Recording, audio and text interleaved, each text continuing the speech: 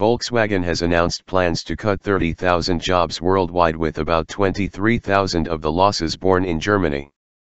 VW, still dealing with the aftermath of the emissions cheating scandal, aims to rejuvenate its core brand, and develop new electric and self-driving cars. VW says it will create 9,000 jobs as part of investments in new products. The cuts should bring annual savings of Euro 3.7 bn, pound 3.2 bn, $3.92 bn, by 2020. VW and unions have been hammering out a plan to revive its fortunes since June. Volkswagen chief executive, Matthias Mueller, said it was the biggest modernization program in the history of the group's core brand. The VW brand needs a real shake-up, and that is exactly what the future pact has turned out to be, he added.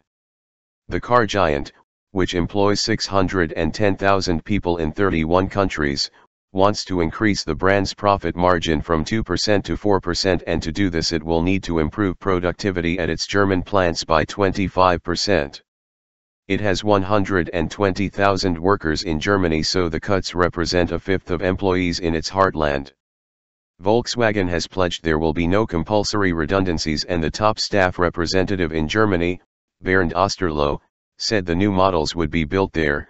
The next generation of electric vehicles will be made here in Germany, not abroad.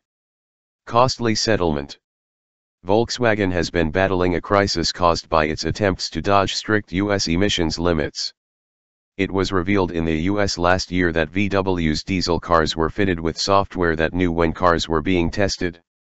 The company has agreed to pay $15 bn in a settlement with U.S. authorities and owners of about 500,000 vehicles. Around 11 million cars worldwide have the software.